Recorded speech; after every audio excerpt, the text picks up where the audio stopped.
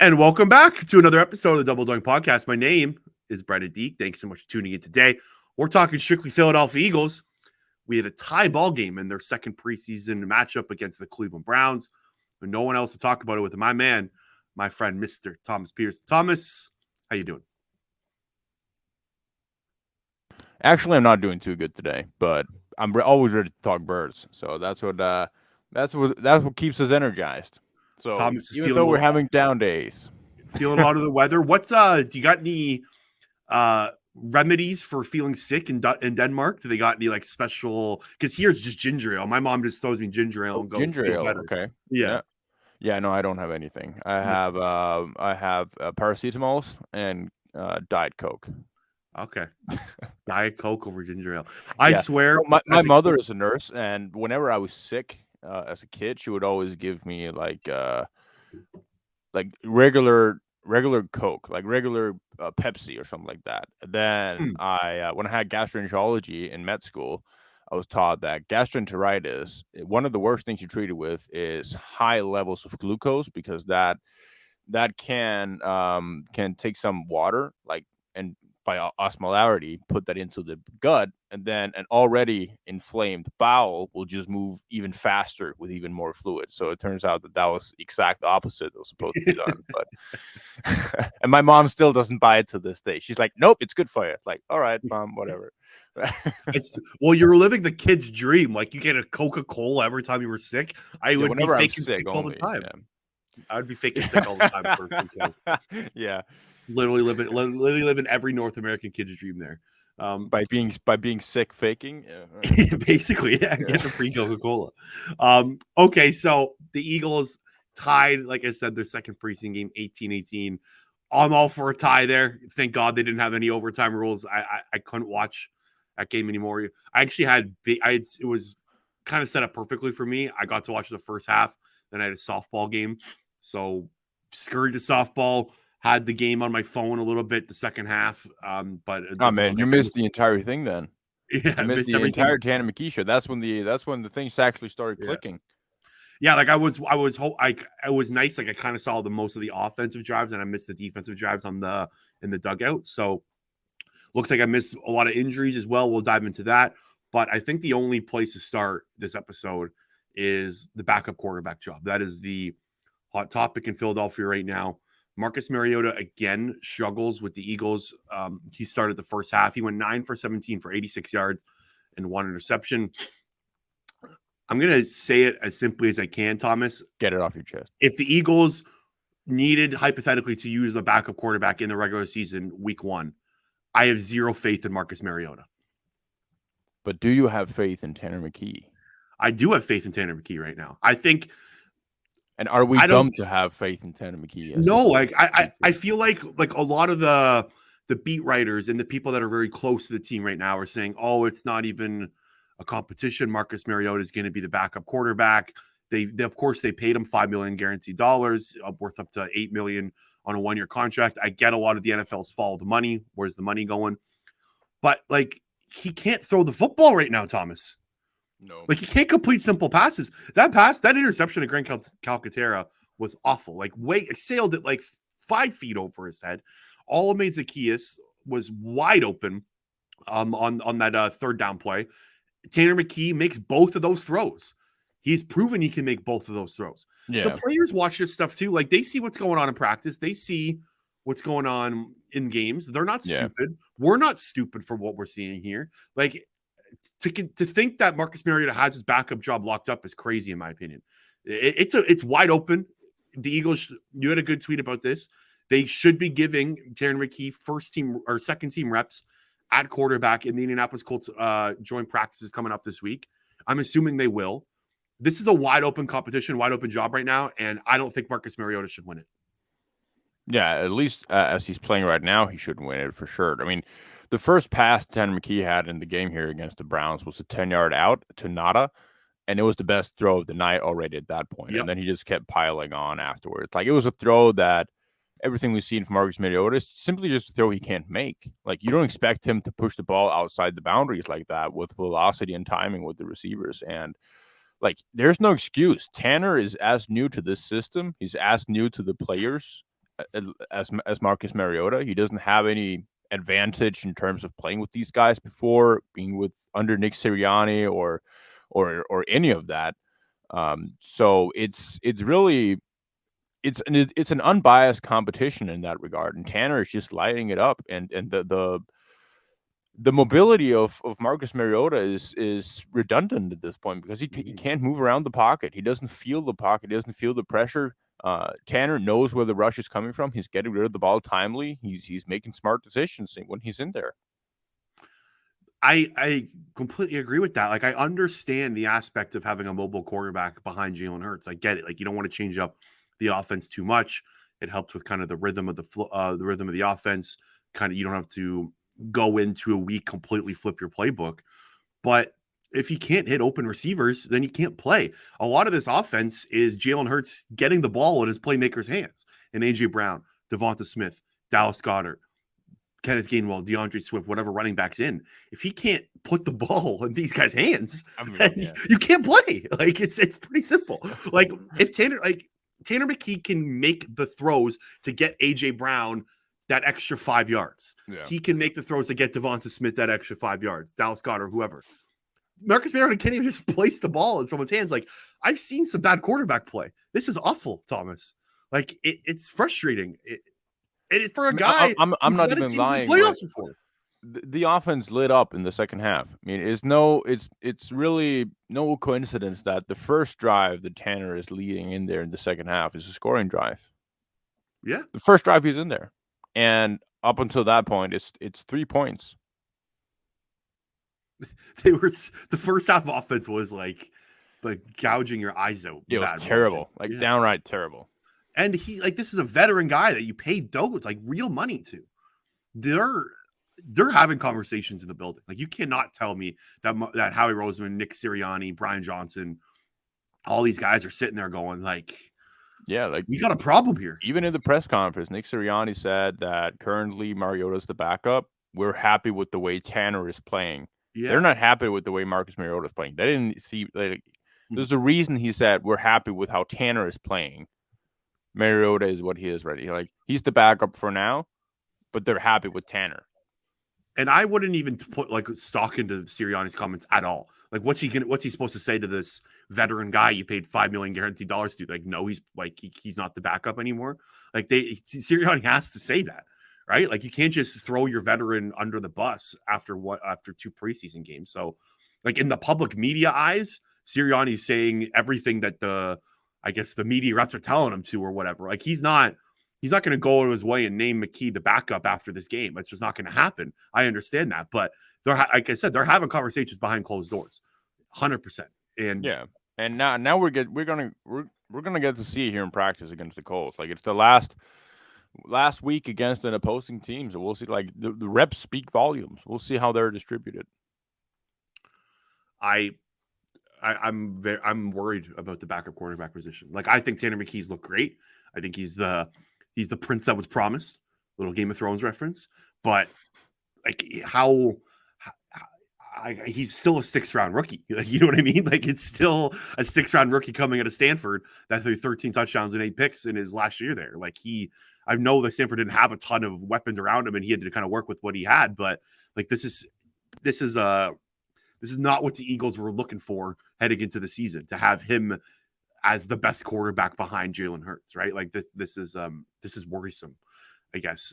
Of course, like, this all predicates on if Hurts even gets hurt, right? Like, if Hurts is healthy, this doesn't even matter, which is what the best case scenario is and what we're all hoping for. But exactly. Like, there is the realistic scenario where, like, Jalen Hurts hasn't stayed healthy the last 2 years down the stretch, right? Like, he missed time at the end of 2021. He missed time at the end of last season with a shoulder injury. So, like, they're most likely the Eagles are going to have to use a backup quarterback at some point this season. Yeah, I mean, probably, hopefully not. And if it gets to that point, then hopefully Tanner's won that job and he's got more comfortable throughout the months. And the other thing is, too, like, let's say Jalen Hurts is out for 4 weeks or 6 weeks, right? Whatever, like a longer span timetable. I feel like the Eagles would be more comfortable throwing Tanner McKee in there because they can kind of give him they can open up the playbook more, change it up for him over a long period of time than, like, say, a 1-game snap decision where you got to throw Mariota in there. I was looking at Mariota's contract yesterday before I went to bed. There's not a lot the Eagles can do. They're kind of hand strapped. Like if you cut him, you're taking that money on the chin. I don't know if the Eagles are very comfortable doing that. Like the Eagles don't like burning $5 million, right? Like it's not something that teams there's want no to do. problem in having him as a QB3. We'll Yeah, just, we'll see if he like, even stays. Like he left remember he left the Falcons last year. If you're Mariota though, like if you know you're not going to be the backup, are you getting your agent to phone up Howie and go, look, like cut me now, or let's make some sort of deal so I can find another team? You know what I mean? Like Mariota didn't sign up to be the quarterback 3. So I'm very curious over the next week to see how this goes. Like, what if he keeps thinking it up in Indianapolis Colts joint practices? Then what? Like, then what are we doing? What if he's awful again in preseason game number 3? He has to play in preseason number 3. Like, they can't act like he's a starter that deserves to sit. Like, this guy we need to see a little bit more. Yeah, 100%. Okay, anything else on the backup quarterback job? No, I think you hit it home. This is not something I thought we were going to be talking about like in preseason. This was not on my radar. I hope we were going to be talking about it. I mean, not because of Marcus Mariota playing badly, but because Tanner McGee is legit playing well football. Yeah. So that's the best case scenario, because then you're going to have, hopefully, we have a backup quarterback here that's under contract for 4 years. He was like, when I went back and watched the second half again before I went to bed last night, he was legitimately playing like very well. Like there wasn't all the drives he was in for were money. He had, I think, like 4 drops by receivers last night as well. Like 10 for 18 for 147 yards and a touchdown. You could say, like I said, 4 drops where he could have been like 14 for 18 for almost 200 yards. He was balling. Like he's it, man. They've got something with McKee. Like this isn't a fluke. Like we're not quarterback experts here, gurus, but what my eyes see is as a legitimately like NFL ready quarterback who can play. Yep. I mean, 100% agree. I don't think it's more to say about the backup quarterbacks. Okay. Let's do you want to stick on the let's I guess just try, touch on the injuries, because I think that was the second biggest storyline of the game. So the Eagles had 6 injuries yesterday. 2 players stretchered off on carts, which is horrible. You hate seeing that, especially to the 2 guys that happened to. They were playing very well in training camp. So wide receiver Tyree Cleveland was carted off with a neck injury. He can move all of his he had movement in all of his extremities. So some good news there, but we haven't heard anything yet. The other player that was carted off was Moro Ojomo, your boy, Moro Ojomo Thomas. He's been playing very well. Hopefully we get good news there. He was, before he got hurt, like he was noticeable again in this game. So this is now back-to-back preseason games where he's causing a ruckus in the backfield. He's got explosiveness off the line, so it sucks to see that. Zach McPherson, we just got a report that he has a torn Achilles from Cody Benjamin of CBS Sports. We'll see if that comes to fruition, but all signs point to Zach McPherson having a season-ending injury, which sucks. Josh Andrews left the game and did not return. Olamide Zaccheaus left the game and did not return. He told reporters after the game that he is fine and he's going to be okay. No, he didn't. Nolan Smith did that. Olamide Zaccheaus didn't speak to anyone there, but after, he was in good spirits. He told Zach Berman of The Athletic that he was okay. Really? Yeah, he did. So he's apparently he's fine. He walked off on his own power. The play that had happened, he was joking around. He was fine. Yeah, so it looks like Olamide Zaccheaus is fine. And then like you said, Nolan Smith also told reporters he's good. He said he could have gone back in the game. Like once he got hurt, the first time he went back in his second series, like he shouldn't have been back in there. We don't need to see any more Nolan Smith for the rest of preseason. He looked great, man, the first drive. Like he had 3 quarterback pressures in the first quarter. He was playing really well. Like his closing speed is off the charts. I love seeing him kind of close the gap. I was very excited by Nolan Smith's second preseason game, but those are all 6 injuries. Way too many. Injuries suck. Hate to see it, but that's kind of how it goes in preseason football, unfortunately. Yeah, and thankfully, the big one of those, Nolan Smith and Olamide Zaccheaus, from a football standpoint, aren't any.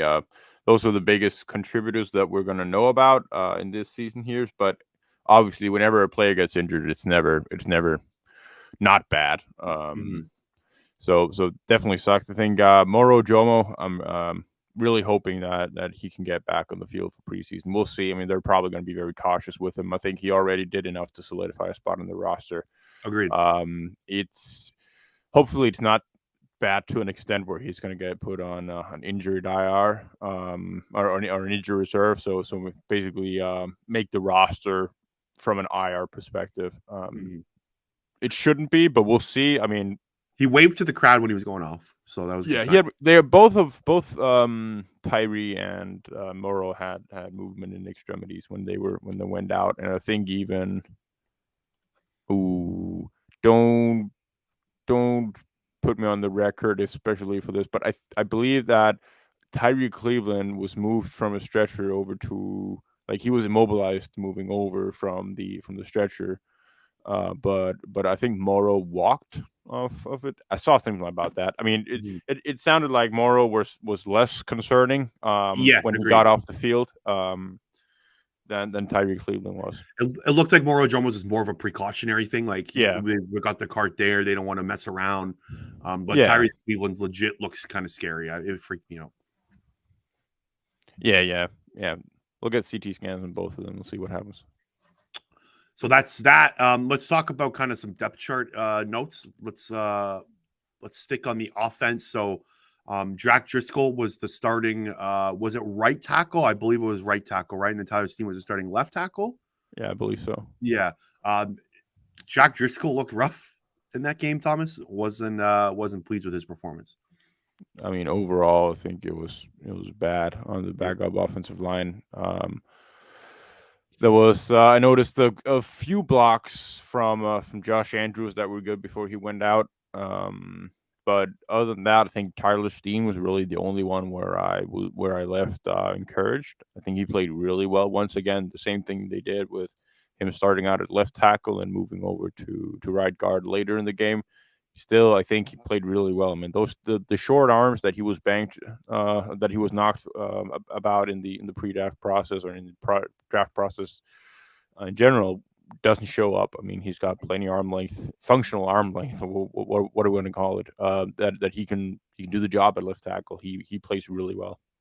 Yeah, I think he's the backup of tackle heading into the season. I think this is kind of solidified at this point. Josh Shills also didn't play very well in the first series. He was basically the reason that there was a safety on Kenneth Gainwell. Poor Gainwell's freaking first carry of the preseason is stuffed in the back of in the end zone. And then he kind of was in charge of a Mariota sack on the next drive. So Josh Shills had a rough go. I don't think there's anything else on the offense we really need to talk about. The wide receiver position, Johnny King. Yeah, we need to really. Yeah, I guess.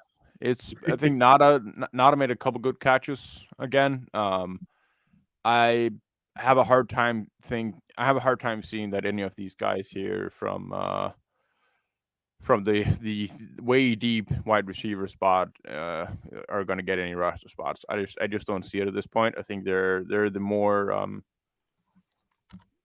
more irrelevant than other positions on the team. I think their wide receiver is going to be one of those casualty positions because they're so good at the top and they have versatility in the running back room. They have plenty of tight ends that they like. I think they're going to keep less wide receivers to keep more cornerbacks, for example.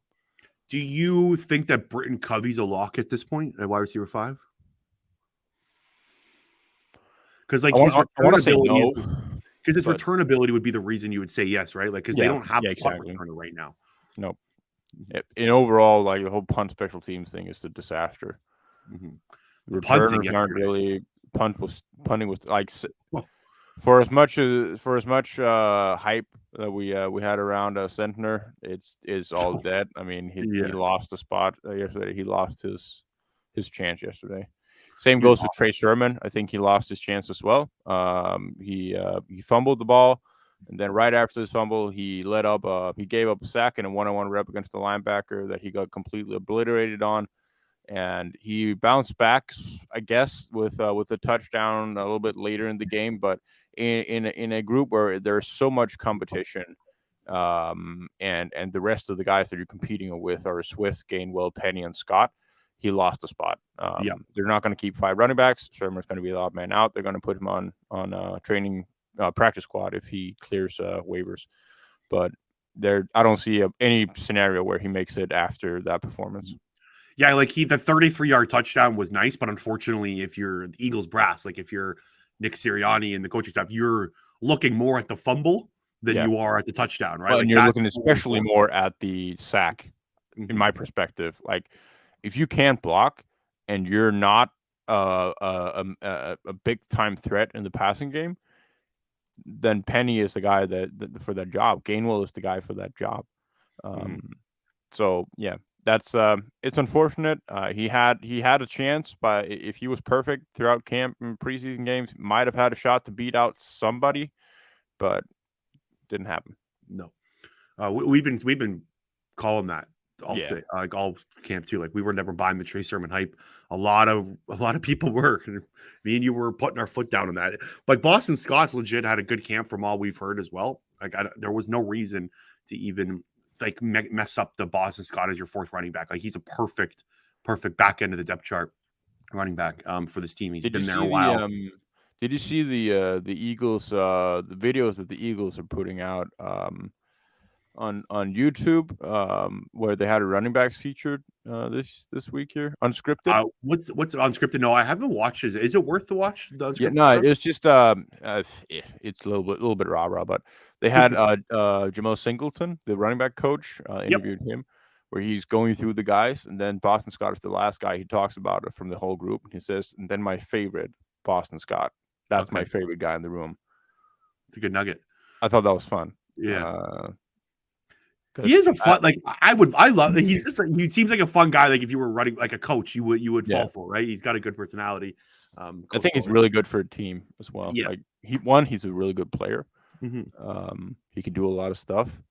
That's also what goes with the Trey Sermon long touchdowns. That you ran for a 30-yard touchdown, but there's a room full of guys who can do that as well. But can you block?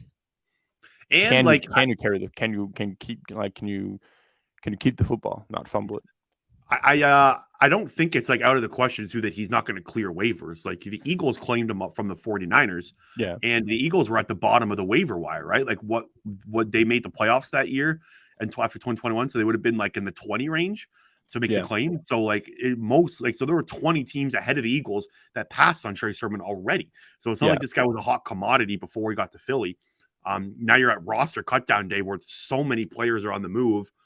Everyone's on waivers. Like Trey Sermon's going to kind of maybe just like fall into the cracks there. Teams are not going to go out of their way to pick him up unless there's a running back injury that happens right at cutdown day or something like that. So like this is a guy that if you're Philly, there's a really good chance that you can maybe squeeze on the practice squad anyway. There's no need to keep him on the roster, even if you do like him somewhat in the building. There's absolutely no reason that he's going to be on the roster. And like you said, he's not going to be on the roster. He lost his the starting jobs are the 53 roster spots gone at this point. Anything else on the offense? The Brain Covey thing is interesting. Like he brings the punt return aspect, but he's not like electric at it. They just don't have anyone else at 5th wide receiver. Like Johnny King, like you said, flash. I don't know if what he can really do on the special teams aspect, because if you're going to be the 5th wide receiver, you have to play special teams. Tyree Cleveland was really good at special teams in Denver before he came to Philly. But of course, he just had the injury, so we don't know what's going on there. He would be the 5th guy that you would maybe make some sort of argument for. Joseph Ngata, I don't know exactly what he can do on special teams either, so he's kind of a question mark there. So it looks like it's going to be Covey at the 5th wide receiver spot, and they'll kind of just move on from there. If you're like me, you are tired of trying to find jeans that fit right no matter your build and still look good. Introducing the newest sponsor of the Double Doink podcast, Sweat Tailor, a premium menswear brand that is defining a new kind of casual. I started wearing Sweat Tailor and I am blown away by how comfortable and affordable the clothes are. And of course, they look great. My favorite is the all-in pants. It's a 5-pocket pant that feels like sweats but look way better. Thoughtfully tailored and unbelievably stretchy. From jackets and pants to joggers and hoodies, Sweat Tailor's designs are made to seamlessly fit into your life, moving from runway to office, office to drinks, and drinks to wherever the night takes you. Specializing in casual wear for men, pieces are designed with comfort and versatility in mind for your everyday. Use promo code BDEEGST. That is BDEEGST for 25% off. That again is BDEEGST for 25% off your order at sweattailor.com. Okay, let's transition over to the defense. I think you should flex your muscles a little bit. When we had the linebacker talk the other day, we talked about who would be the starting linebackers. I said Christian Ellis and Nakobe Dean. You said Zach Cunningham and Nakobe Dean, and Mr. Thomas Petersen. It looks like your guess is coming to fruition here. Yeah, I mean, if I've really Zach Cunningham played most of the game. I think he was the one with the most snaps. Yeah, he got 37 snaps, so he played the most. Christian Ellis got in there with Nicholas Morrow a little bit later when they pulled Nakobe Dean out. Mm-hmm. Yeah, I don't think it's as locked up as that. I think it was just Zach Cunningham. Zach Cunningham really matches Nakobe Dean because he's such a Zach is a really disciplined run defender, and Nakobe Dean is more like he shoots his gaps so aggressively, while Zach is more of a flow scrape and safely tackle kind of guy. He can bail Nakobe out of situations by shedding a block, which is not exactly in his own gap, and then make a tackle. Mm-hmm. Whereas a Christian Ellis and Miles Jack, they're not as disciplined in that. They're not as good block shedders. So you're a little bit more reliant on Nakobe not making as many mistakes, if that makes sense. So he can play more freely with a guy like with a guy like Zach in there, probably. But yeah, I think really real positive things from the linebackers in this game. I think Nakobe played real fast. I think Zach made a bunch of good plays. I think Christian Ellis made a lot of good plays in this game as well. He snuffed out a screen really well, made a tackle for loss on a play where he identifies the screen immediately, comes out, meets two blockers, and then he gets the tackle in the backfield. I think that was a really good rep from him.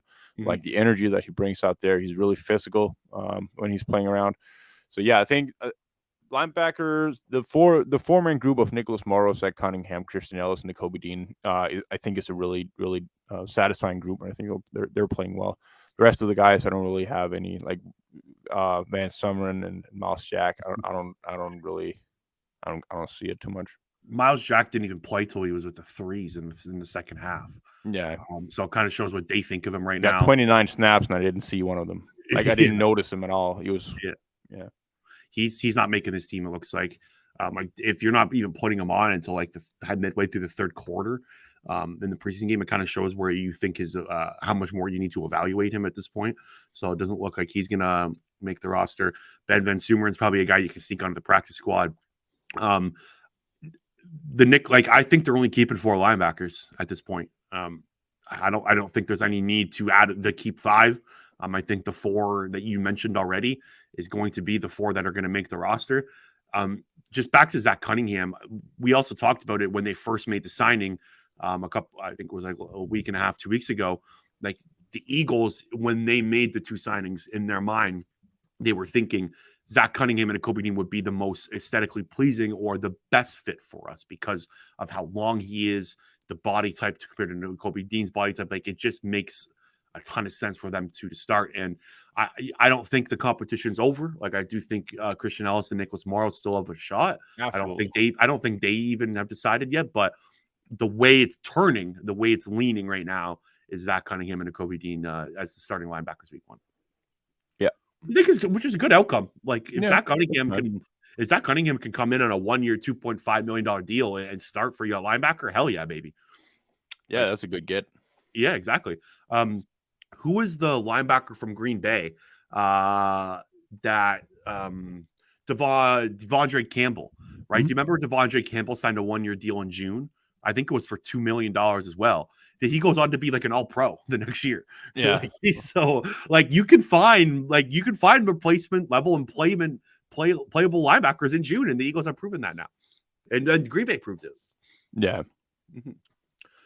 Okay, that's linebacker. I don't think there's much else to get into. Nakobe Dean, let's give him some hype. That was an awesome play, man. Firing through the line of scrimmage with the forced fumble. Like his closing speed is off the charts, man. The guy just flies. Yeah, the guard didn't even see him before he was past him. No, that was such a fun play. Gets his hand on the ball. You can tell like he just knows. Like he's just so comfortable with gap schemes, able to when to hit the gap, and that was exciting. That was fun. That was like his first big play as Eagles. Like Eagles fans should be excited off that one. That kind of got me fired up. Yeah, I mean, he was inches from missing the tackle and not forcing the fumble, but that's That's not true. really the big time point of it, because when you can shoot gaps like that, good plays are going to happen.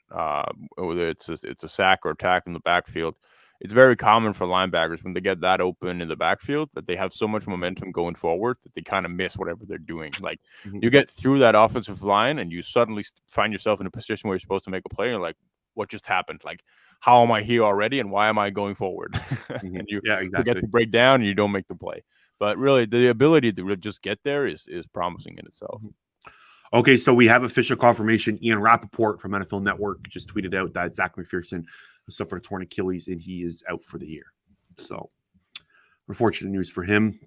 Yeah. Let's stick in the secondary while we're on that topic. Yes. So Zach McPherson didn't play very well before the injury. He was kind of getting picked on in the secondary. He was kind of the only guy like I really have on the cornerback. Do you have any other cornerback notes before we move to the safeties at the secondary level? Not too many. I think Yeah. Josh Jobe played well. Mhm. Mario Goodrich had a little bit of a down day. Couldn't really keep up on a couple of targets. I did not notice Eli Ricks at all, so No, no, no, no. I'm curious to see when we, if we get some all 22 NFL.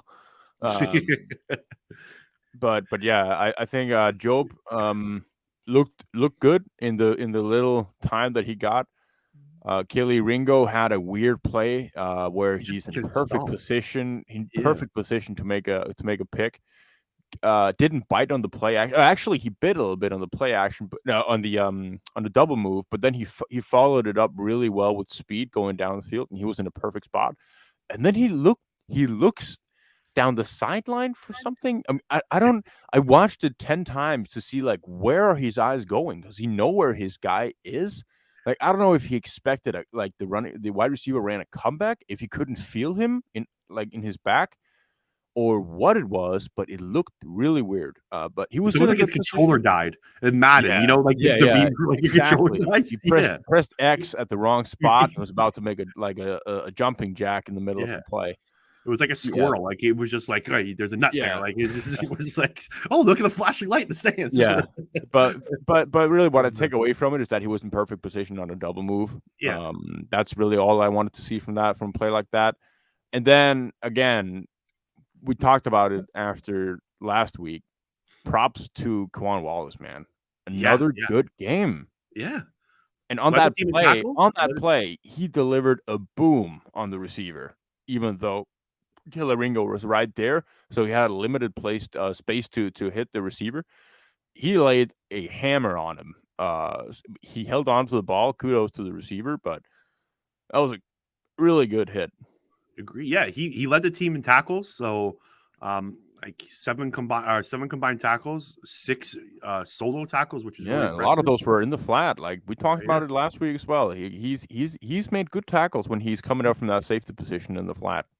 You could tell he put a ton of work in this offseason. Like he knew like this is a legit shot that Yeah, I and can good make for this. him, man. When Yeah. he wrote him off. I wrote him off. Same. I Same. was not expecting him to make the team, and now it's fair to say that he's right there in the competition for starting safety.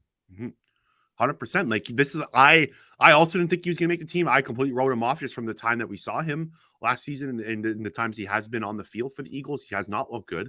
But hell yes, Kayvon Wallace, man, making Brian Dawkins proud, Clemson alum, baby.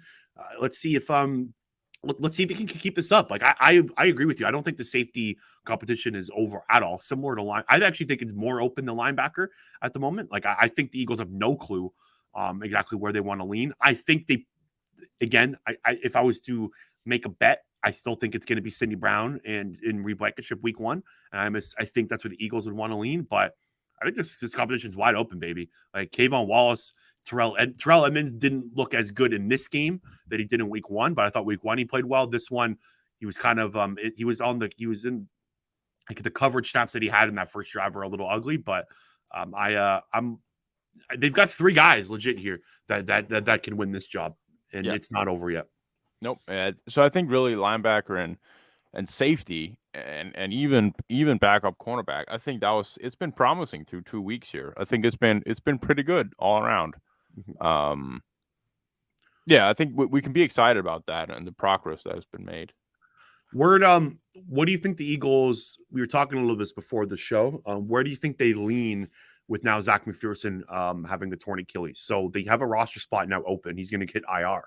So what do you think they do? Do you think they try to? Because it was funny when Sean Bradley got hurt and they put him on IR. They signed a defensive tackle. They didn't replace him with a linebacker, right? So, like, it's we can sit here and say they're going to sign a cornerback, but Yeah. realistically, they don't have to, right? Like, No, let's I say don't they think they like, should. I don't think yeah, they should. I think you you should don't think wait. they should. No, I think they should wait. Simply because they have so many guys, talented young guys on the roster right now that they would be such a shame to lose in waivers. So I think they should utilize that they still have a starter in Avonte Maddox. Figure out if any one of these guys can play in the slot when they actually start training for games.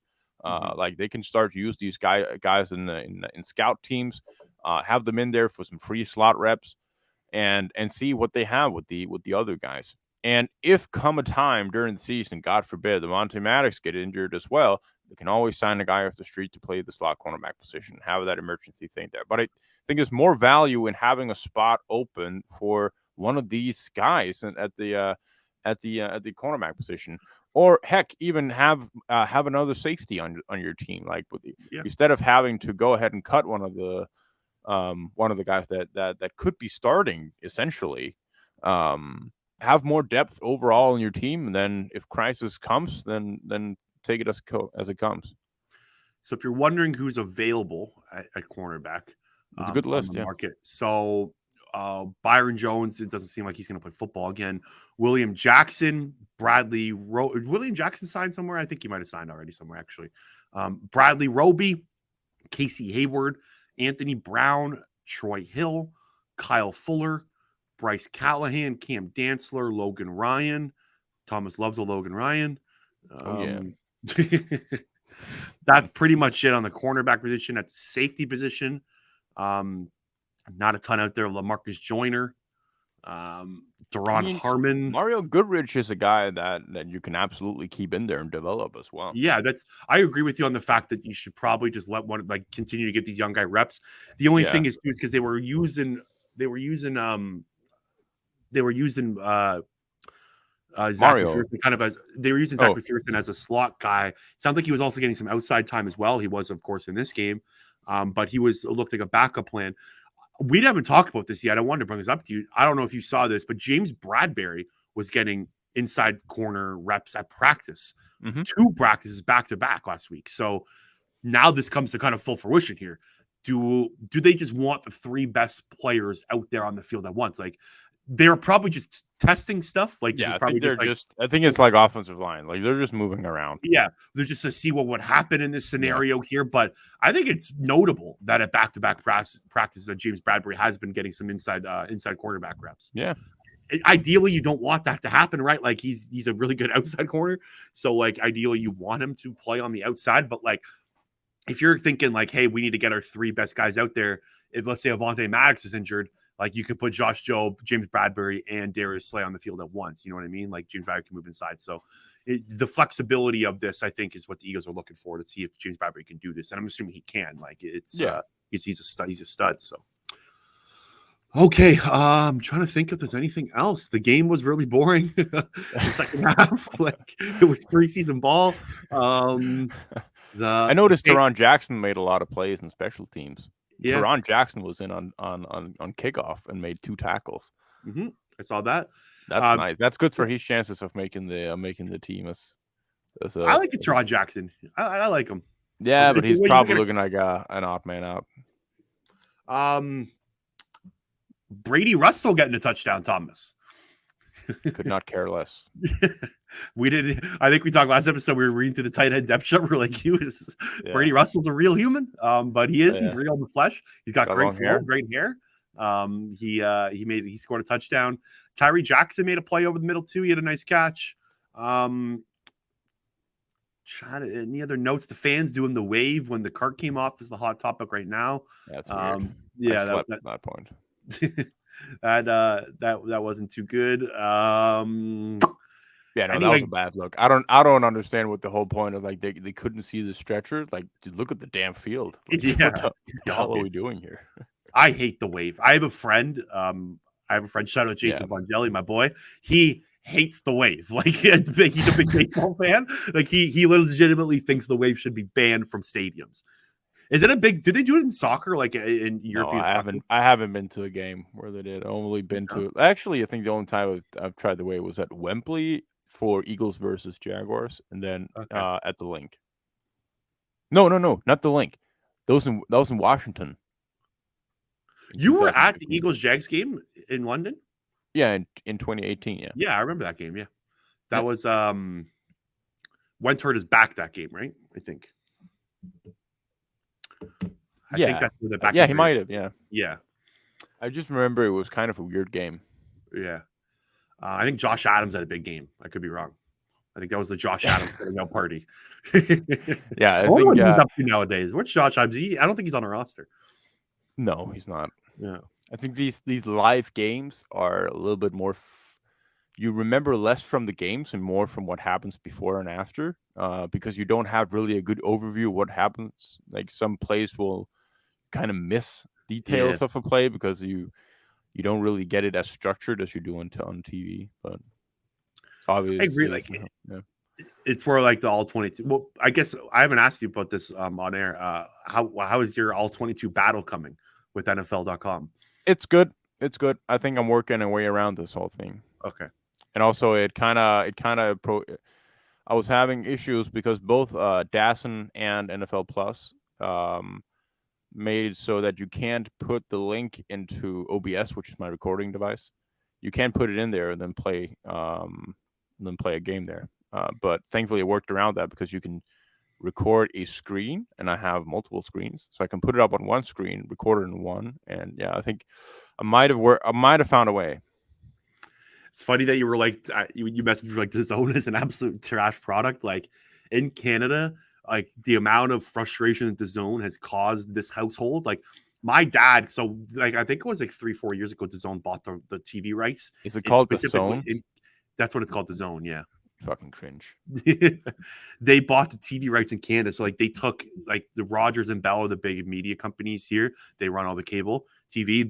They bought the rights from them. So you couldn't even get Rogers NFL Sunday Ticket on Bell and Rogers, and they opened up the zone week 1. It was like 4 years ago. I was at a cottage. I remember I was coming home. My dad's on the phone with the zone customer service, losing his absolute mind about how bad the product is. He's like, I'm trying to watch the Washington game. It's lagging by 10 seconds. Like he's having a meltdown on the zone customer service. Like Yeah. we would walk in the door, and then I go on Twitter and I was looking up like is some people else having these issues, and like Canadian football fans were losing their mind at the zone. And I mean, you can't get all 22 at the Zone. yeah, It's not possible. you have to use it. You have to use a VPN now. Like that, yeah. I remember that when that deal happened this summer, I was talking through work like this is going to affect the way that Canadians and just people outside of the states view football. And like you said, it's causing you problems as well. Can't let that Breaking the Bird YouTube channel die, baby. You gotta find your way around it. Yeah, gonna have to do something. Well, do you have anyone in mind you're looking to do a video on for this week? Yeah, I want to do Moro Jomo, like combined what he played in this game here and then last game. I want to do Nolan Smith and want to do Sidney Brown, and I want to see if I can find some quality things on Eli Ricks. Nice. Those are 4 good guys. Eli Ricks is getting a ton Tyler Steen as well. We got to get some O-line video in. Yeah. Eli Ricks is becoming a fan favorite. It's nice to see. So I think that's it, man. I don't have any like big picture. I think the big picture takeaway is the backup quarterback here. We already discussed that at the front end of the episode. Safety and linebacker are still up for grabs. Big picture, rest your starters in preseason. Yes. Could you imagine if they had played their starters and they lost a cornerback, an offensive line? No, yeah, 2 offensive linemen, a wide receiver, and a defensive end. Yeah, all like in the same game with starters. Brandon Graham, Landon Dickerson, Devontae Smith. Jesus Christ! Like it's scary to even think about in one game, man. In one preseason game, like shit. Get him out of there. Yeah, I don't want to see Jalen Carter, Nolan Smith, Jordan Davis, Nakobe Dean on the field at all in the preseason preseason game. Just strictly bottom second team players, third team players. Nick Sirianni, he's going to the Eagles are very cautious with their players as well. We know that they've been in preseason in general, so we won't see any important players for the last preseason game. But I think that's it, man. We can get out of here. Thanks so much for tuning in, guys. Really appreciate it. Make sure to check out our sponsors, BetterHelp and Sweat Taylor. Make sure to subscribe to the YouTube channel. Make sure to subscribe to wherever you get your podcasts, audio-wise, Apple, Spotify, wherever you listen to your podcasts. And we will talk to you later.